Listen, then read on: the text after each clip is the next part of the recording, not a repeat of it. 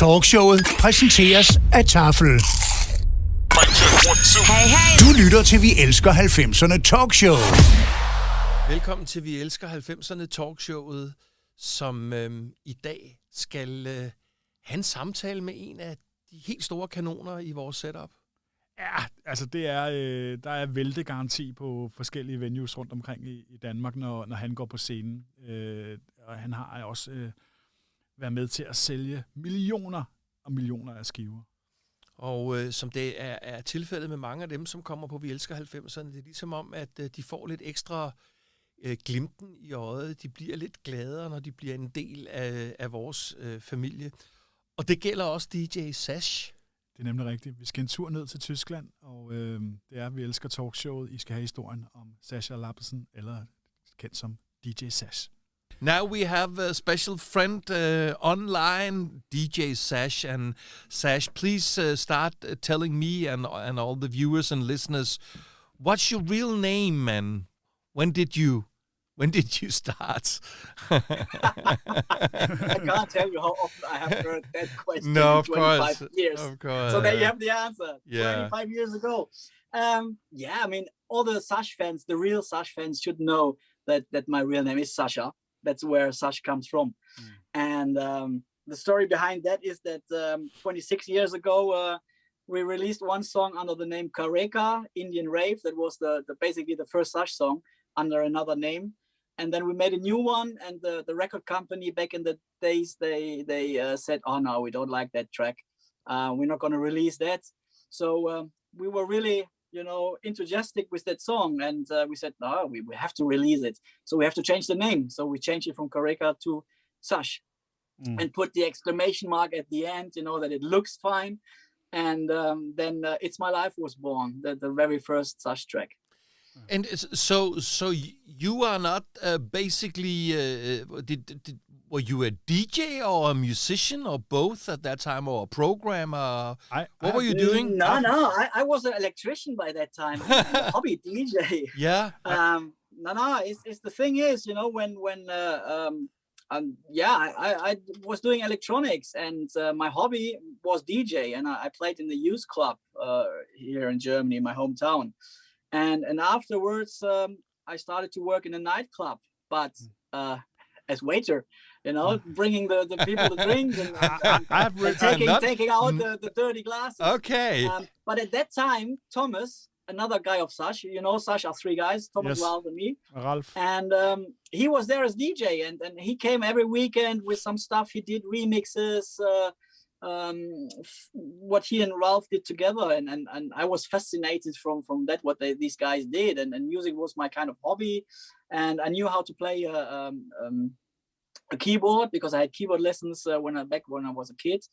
But I said to him, I said, listen, I wanna do a song as well. I have a nice idea. Can we work together? And he said, yeah, okay. You have to pay the studio for one night, and then we're gonna go for it. And then we did this Kareka song that was in 1994. So a long time. It's a long time ago. I read somewhere that you were working a little as a light jockey as well in the discotheque.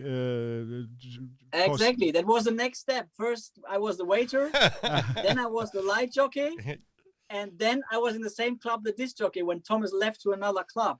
Yeah. So you see, I made up every step in that club. So waiter, light jockey, and DJ. And this is how it was. This is quite much your career that you have been fighting all the way from clubs to label to higher stages to world hits. I would like to go a little back. I don't know if you pronounce it right, but you're grown up in Viersen. In Nettetal, Viersen, yeah, that's true. Viersen. It's so small. Nettetal is so small. Even Nettetal is not the village where I live. No. Nettetal is like 5 villages together that are Nettetal, and then Nettetal is still so small that we have to have fears in the next big city to get a number plate on our cards with that, because Nettetal is so small.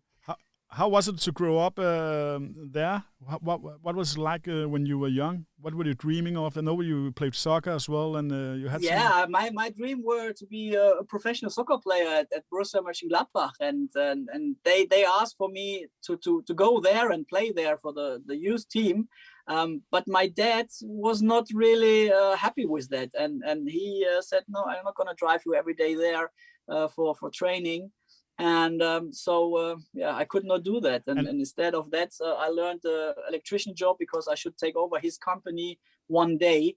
But by the day I finally had my job, his company went kind of bankrupt because it was not doing it well anymore. So I had my job there for basically nothing. And then I was sitting there every day thinking, no, this can't be the rest of my life, sitting there from 8 in the morning to 5 in the afternoon and doing electronics.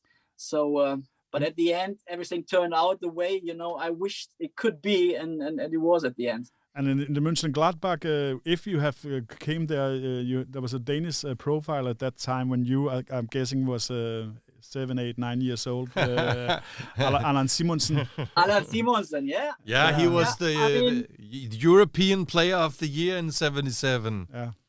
Yeah, I was 7 years old. I mean, by that time, I can't remember. My dad was playing for Borussia Mönchengladbach before the war.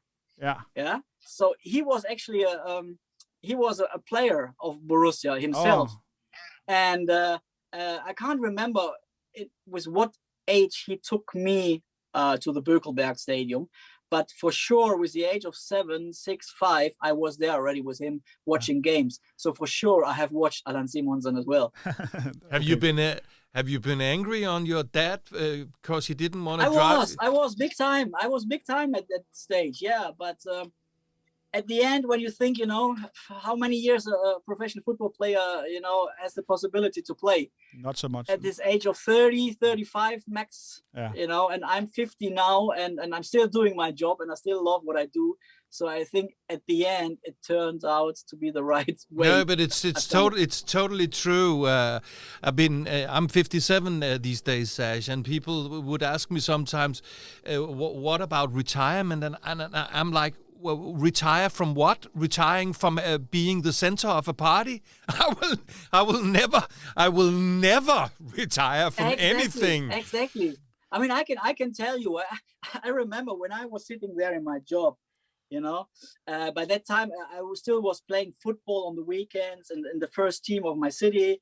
And then when it came on Sunday evening, I thought, you know what? It's Monday.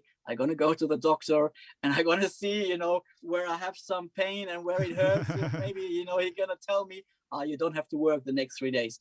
And since I'm starting, doing music and going on tour and traveling around the world, in 25 years, I was not once sick that I could not really do a show. I mean, I was sick and I threw up behind the DJ pult in the bucket, did my thing there and went up and hands in the air and did my thing there. So that showed me I'm doing really something I love to do, and I'm never ill. I'm always doing my jobs.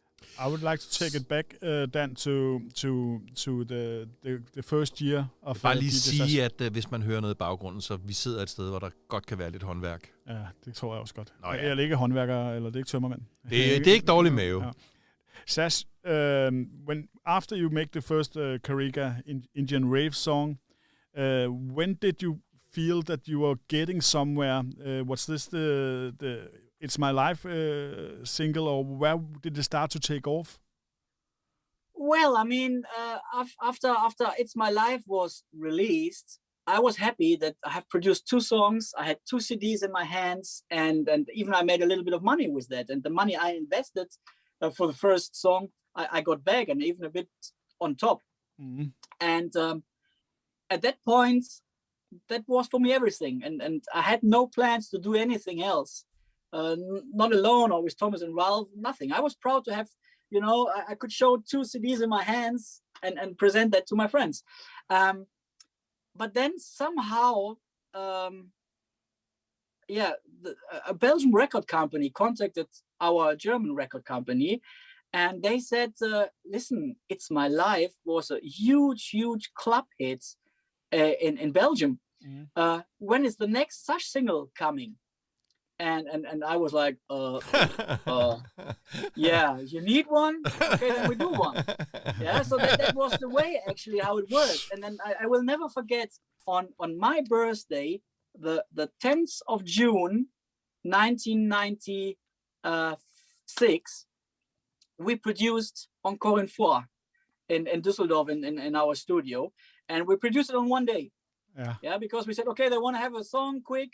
Let's do quick a track, and we made Encore une fois, and that's why as well when you translate the introduction, the long introduction, it says like, thank you very much to John Paul. That was the boss of the record company, Byte Records, NBG, Future Breeze, and Jean Paul, to say thank you to all the people who made It's My Life to be a successful club track in Belgium. So that record was like a thank you, saying thank you to these people. And Encore une fois, we said, okay, let's have one more time the success.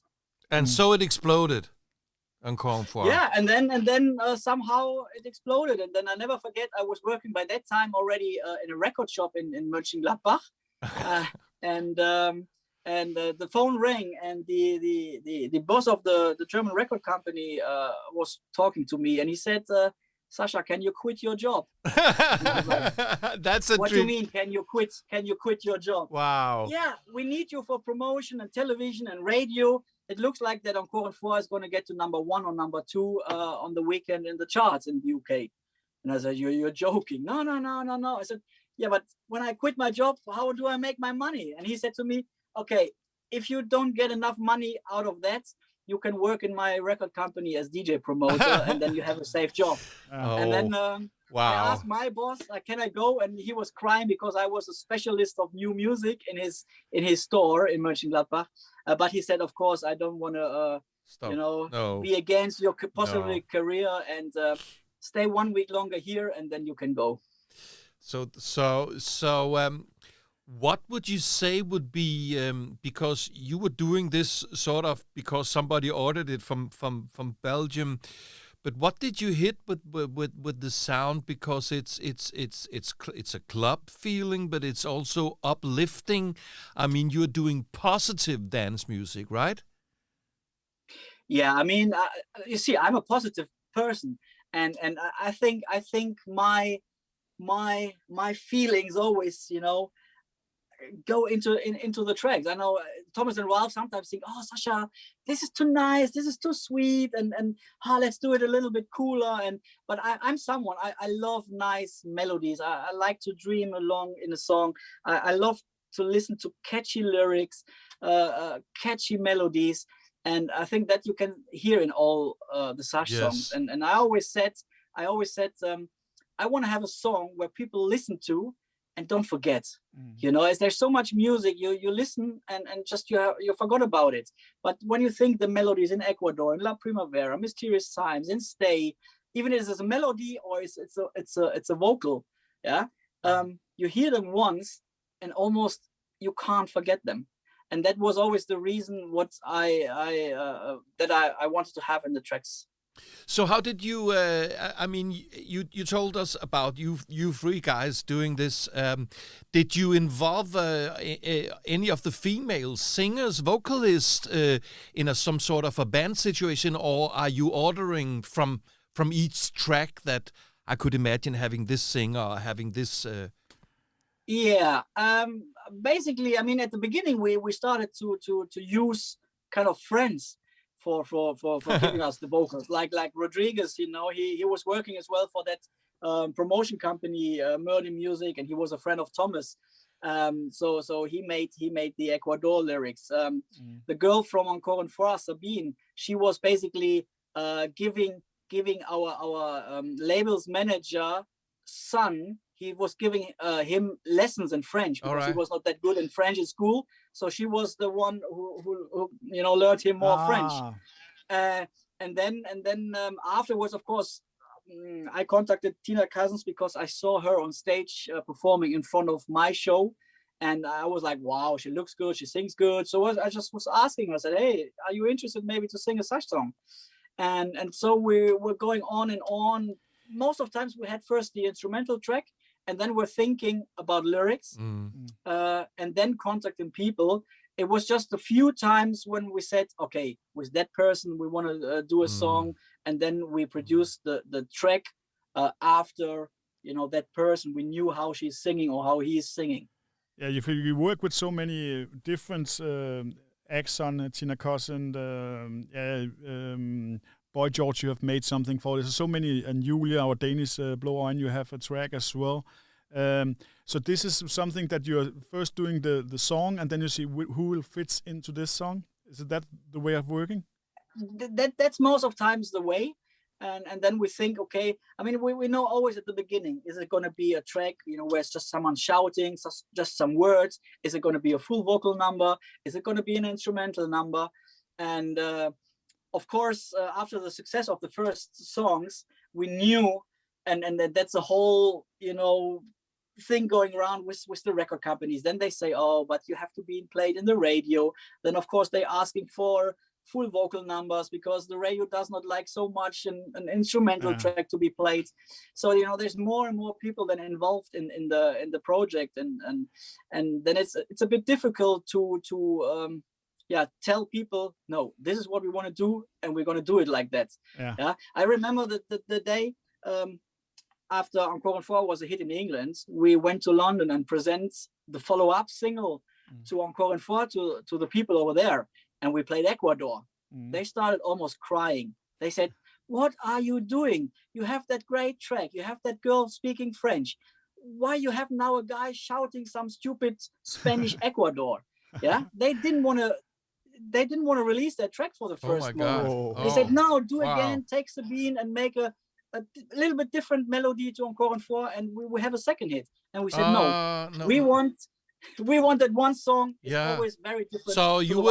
So you were stubborn and insisted that was gonna be the follow up. Yeah, because I saw. I mean, I was a DJ as well back in the days, and I saw that, especially in that kind of dance music, you had so many examples before.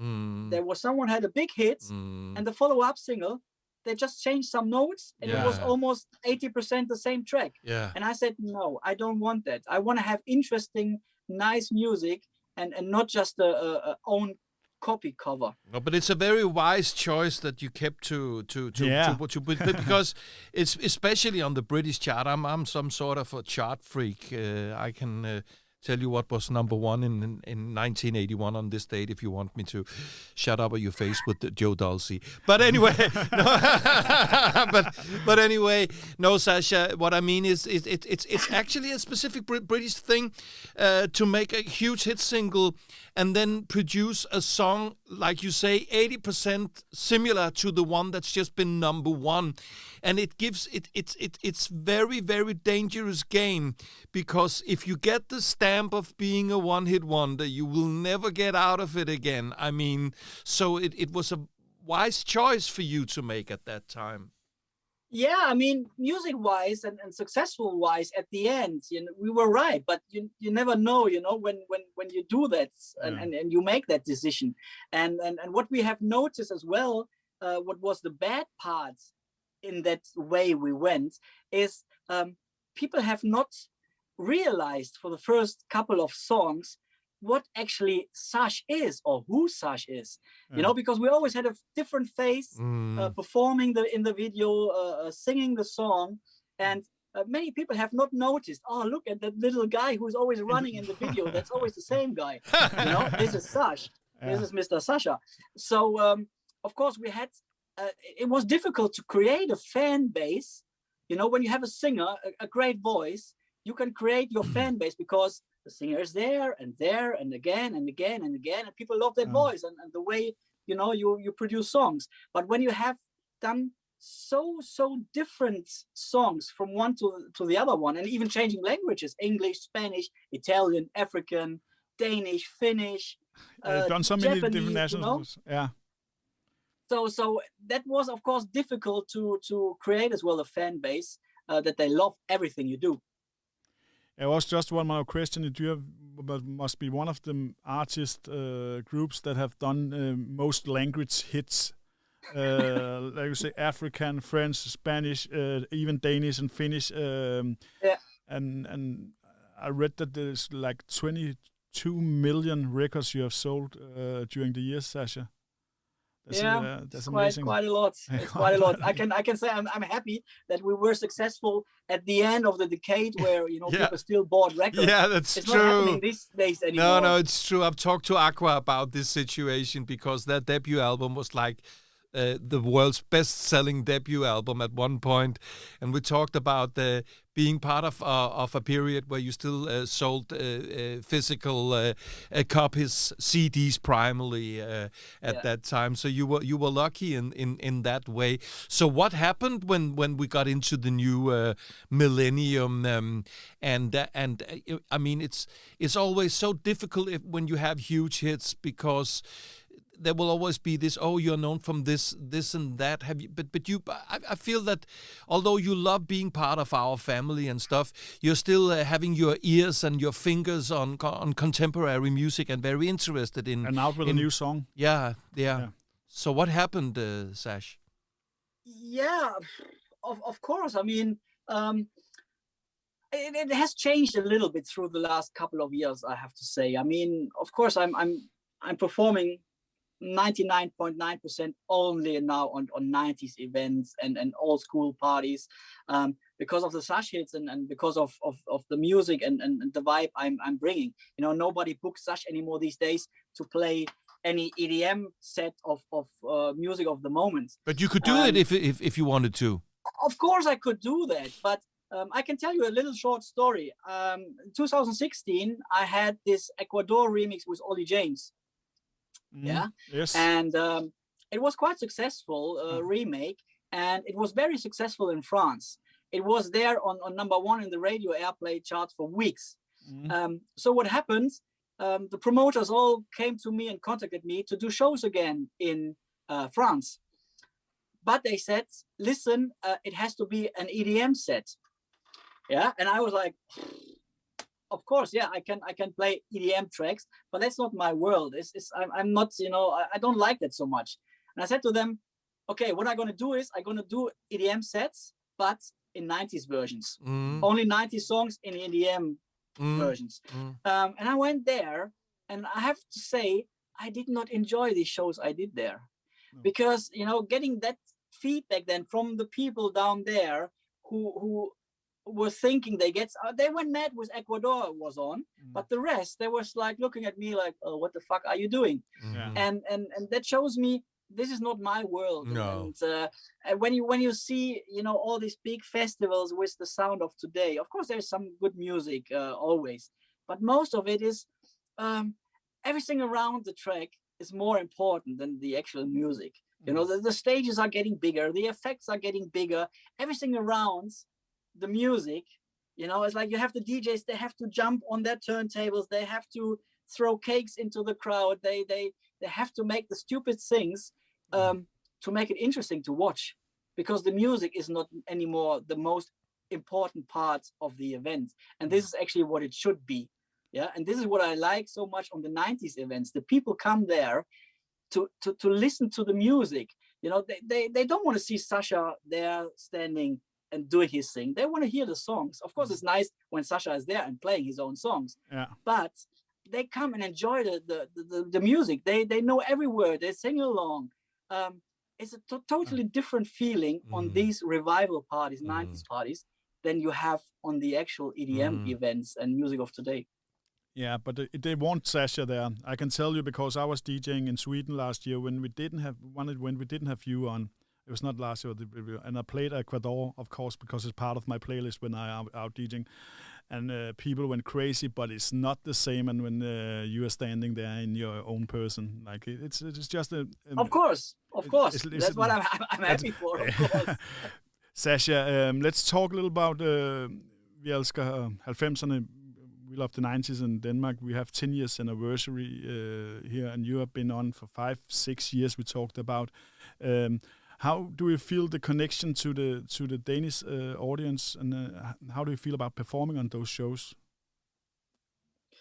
Yeah, as I said before, it's great. It's there's so much love coming from the people in front of the stage, and they're looking at you, and you almost can feel and read in their eyes. You bring them memories. When you play a track, and they got some bumped back in time and in their youth time, and they connect music with the first kiss, the first sex, the first holiday away from their parents or whatsoever.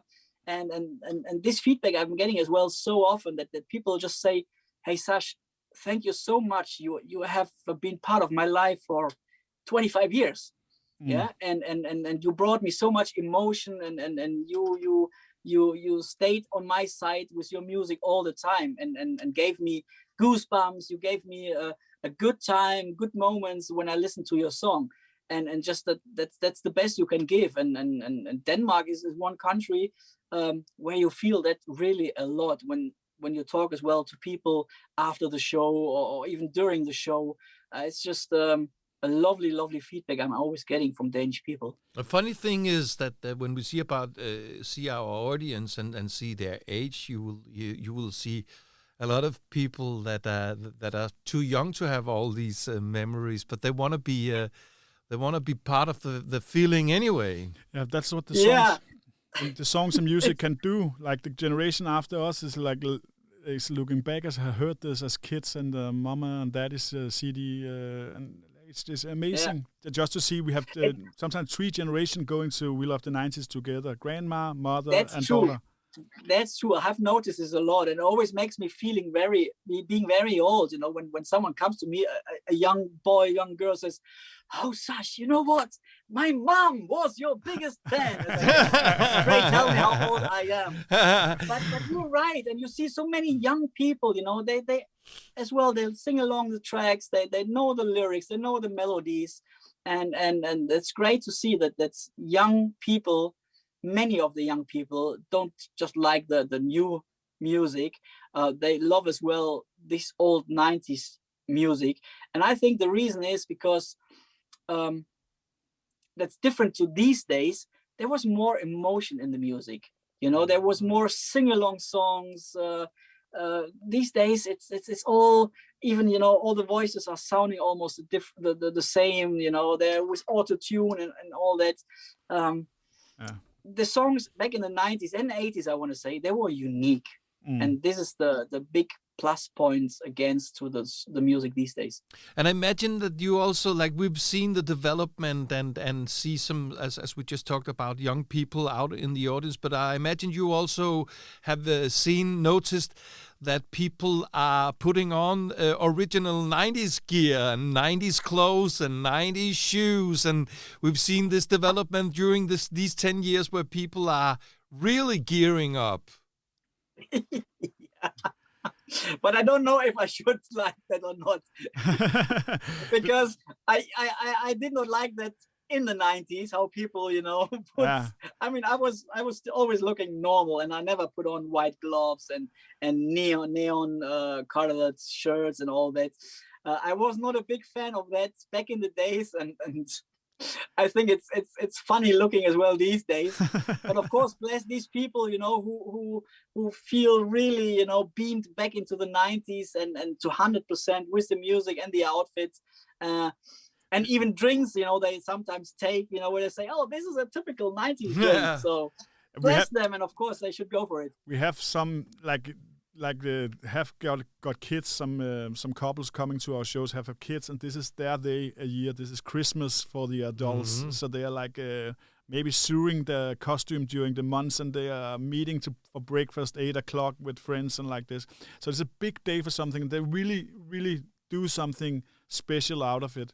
And it's very colorful. But it's also a balance, because from the very beginning, 10 years ago, when Rifi and I hosted small parties, we talked about this issue, and what we found out is that we don't want to be in, you know, some funny 90s clothes or funny 90s shoes.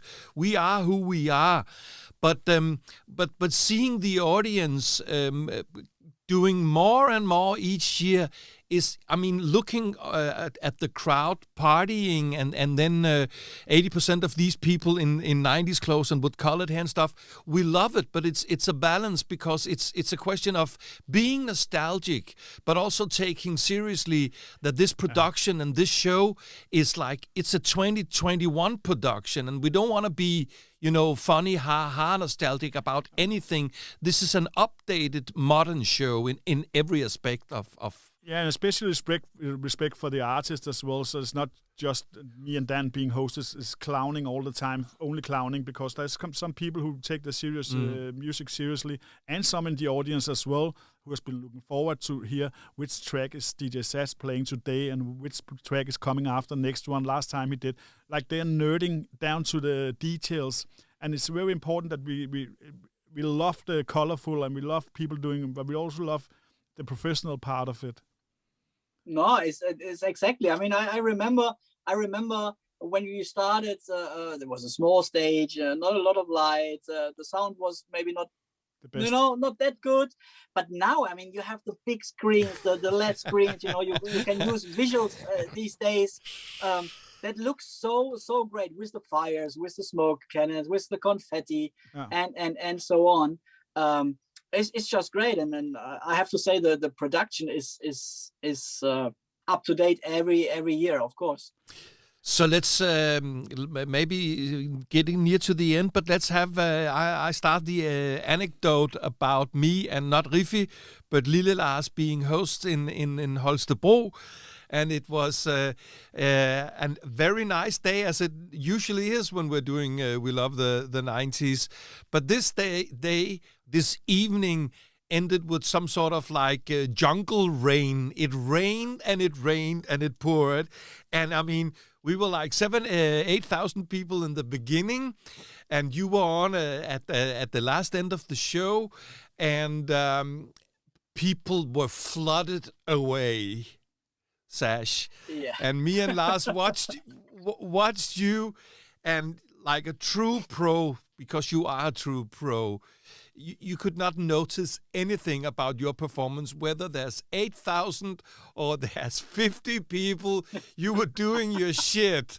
And then what happened? I was in my own movie. Yeah, and then what happened in your head, because you see these survivors out there, the last people there?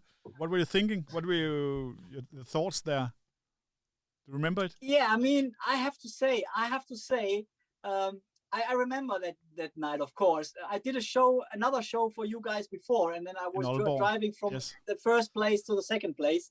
And when I came, it still was dry when I arrived at the event. But just next second, it started raining, and the big thunderstorm came there, with the flashes, the lights, and the boom, boom. And I was like, oh, God. And I remember, Riffi, many years, I always said to you, you're a fucking lucky guy. You always are lucky with your open air events. Never it did rain. But hey, yeah, we got it all on once on that night. Yeah. And then the thing is, I did not notice so much at the beginning when I started my show that the people start to leave, because you know yourself, when you're on stage and you have these big follow spots on you, the bright white lights, you only see the first 5 rows, and the people behind there you don't see anymore, because you're blinded by the lights. Yeah. So I did not notice actually the first 15 minutes that more and more people left. And it was then somehow they had to stop, I guess, this following lights because of the rain. And then I thought, like, oh, the people are gone, and there's just a couple of in front of, and they were so wet, and dancing still to my music, and then I had to go outside and jump with them in the rain, and get soaked as well. And when you did, me and Lars was like, well, the star of the show is now part of the rain dance, so we joined you as well, as the end of what became another great performance and another great show. Yeah. So we're telling all the good parts, and we have 99% good parts. But you and me, Sasha, one night in Stockholm was it was not always good parts, like we have talked about after. Sometimes things just go the way that you have wished it. Will you remember the night in Stockholm? Yeah, I did. Yeah. Okay. Hey, of course, because there's not so many bad parts during my shows. No. So the little amount of bad ones, of course, I remember. I will start to tell it how it was, and we can talk on. But the thing was that we were getting delayed, as we have done many times, and we always have some acts are difficult to cut because some things is pre-recorded and like this, and we always have you as a barrier. Sometimes you can play longer, sometimes you can play a little less. But this evening was in Stockholm, and the Stockholm police is not for fun. Like in Denmark, in some communities, we are allowed to play a little longer, or we can stretch it a little bit. So I was really getting stressful, and our production manager, stage manager, was getting very nervous as well. So we have to cut SASH, and I was talking to you, and I think it started with some amount of minutes, but it ended up like with 12 or 15 minutes or something, really short. No. But then tell, it started with 20 minutes and it ended up with 8. Was it 8 minutes? No, it was 8. And the audience was, of course, furious because many have been bought ticket for you as well, because they're a big fan. And I was standing in the middle of situation, and then for first time I was like, and I feel, we know each other so good for a long time. I could feel that you are not happy. I was not happy either. And I think that you went home to social media and you wrote something to my fans in Sweden. I was out of control of those things, and I called you in the nighttime, I think, and we were talking the situation over. But it was one of the times where we were banging a little bit because it didn't went the way that none of us wished. But it was a really bad situation. Yeah, I mean, this situation happened. Of course, I was exactly because of that point, because I'm coming and as a DJ as well. It's very difficult what you do in 8 minutes. You play an intro, you play the first song, and then it's 6 minutes gone. Yeah. And you can't even play a full second song. So it's like, hey, come on. And exactly the same thing is because I knew there's many people as well who wanted to see SASH, and they're gonna go home disappointed. It's like, what the fuck is he doing? He plays 2 tracks, not even in full. Yeah. And that what I got the replies as well on my social media. I said, oh, Sasha, well, what is going on? Why you do that so short? Because they don't understand. So that it's not my fault, that I didn't have any longer time. Okay, Sasha, but no, it's not your fault. It was our fault, and we didn't make that mistake since that. Now we try to I know. And that's the thing. Sometimes in a relationship, you have to go through things that you didn't expect it or wish for. But I and Vi Elsker 90'erne always love your company, and you always a good smile and a good laugh to have around, and most important, you're a fighter and you really make some kick-ass shows. So we're really looking forward to have you as a part of the 10 years anniversary show. And as things are getting dark in the studio, you can hear us, but probably not see us. We don't know. Exactly, it's black. It's all black. No, but did you not pay the bill? No, we didn't. That was the problem. But it's been as always great to communicate with you, and looking forward to see you very, very soon again. And the battery only lasts for 8 minutes. like you show in Stockholm. You should not buy the cheap shit. Take care, Sasha. Thanks for being with us, and see you this summer. Hopefully, fingers crossed. Tusind tak, and see you in the summer. And fingers crossed that everything can go ahead, and we're gonna get with this fucking virus. Yeah, true. See you. Super dejligt at få en snak med endnu en ven af huset, DJ SASH. Jeg synes næsten, man kan næsten se det på ham og hans kropssprog og hans omgivelser, at han ligesom os andre, det klør i fingrene for at komme ud og gøre det, han er bedst til. Ja, er du galt. Det er ligesom om vi har 25 artister, der bare venter på at blive skudt. Ja, det er sådan lidt ligesom, du ved, køerne, der skal på forårsgræs der. Det eksploderer til sommer. Der er billetter på Ticketmaster. Og hvis du har hygget dig med podcasten, så husk, at du kan gå ind og rate os. Og du kan også finde dem, der ser med på YouTube. Og der kan man... Giv os en lille anmeldelse, et lille skulderklap, hvis du kan lide, hvad du ser. at høre. Og så er der en ny udgave af det her talkshow, vi laver meget snart. Ha' det godt. Du lyttede til Vi Elsker 90'erne Talkshow.